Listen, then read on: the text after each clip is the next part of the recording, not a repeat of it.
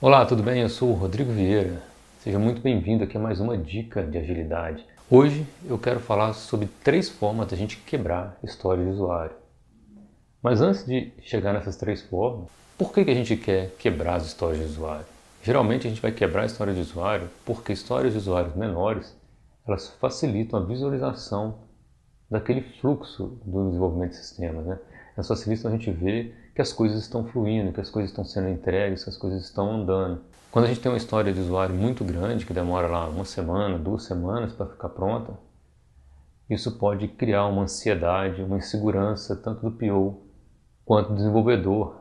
Então vamos lá. Quais são as 3 dicas, 3 formas de quebrar a história de usuário? A primeira delas é quebrar a história de usuário que são muito grandes no número de funcionalidades que tem dentro dela.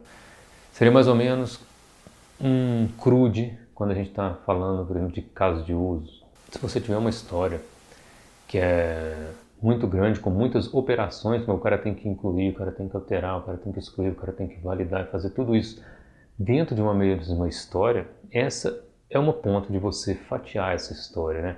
Você pode criar uma história para cada operação dessa e ainda assim o usuário vai conseguir validar com você cada operação independentemente da outra. Uma segunda forma da gente quebrar história de usuário é quebrar no nível de dados. Pode ser que você tenha uma história de usuário que está especificada de uma forma que você tem um conjunto de dados muito grandes para o usuário entrar. Isso pode dificultar e causar uma dificuldade na hora de implementar e isso vai demorar muito mais. Então, por exemplo, você pode ter um registro que o cara vai incluir, que tem vários dependentes, vários filhos ali. Então você pode acabar quebrando essas histórias de usuário dessa forma, né? Uma história para os dados principais, uma história para os dados filhos. Seria mais ou menos como se fosse um wizard, né? Então, em vez de você fazer o wizard todo de uma vez, você pode quebrar cada passo ser uma história de usuário. Veja que isso ainda pode ser validado cada passo de forma independente com o seu dono do seu produto.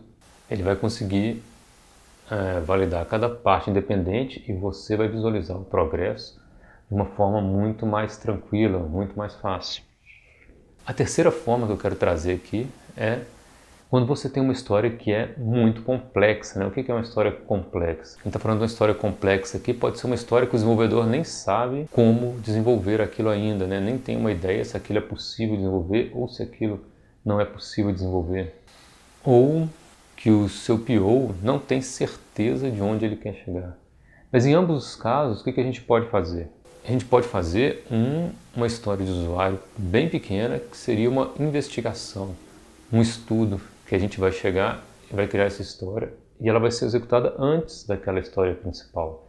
E ela é usada para a gente descobrir o tamanho real daquela primeira história, se aquela história é realmente uma história grande, complicada de se fazer, ou se depois da investigação você vai descobrir que aquela história é uma história pequena, uma história que é trivial de se fazer. Isso, normalmente, essa forma de quebrar a história do usuário veio do XP e normalmente isso é chamado de um spike, né? Você vai criar uma história com tempo determinado para ser feito. Então, vamos supor, você vai dar 2 horas, 6 horas, um dia para aquele cara investigar aquilo, trazer mais informações para que você possa depois saber se aquela história principal era uma história grande demais ou se era uma história que é simples de fazer. Então você acabou transformando uma história que era complexa em uma história simples e depois para você descobrir o tamanho real da segunda. Então foi isso, essa é a dica de hoje. Se você gostou disso aqui, se inscreve no canal. Toda semana vai sair um vídeo novo com uma dica nova de agilidade. É isso aí, um abraço e até a próxima.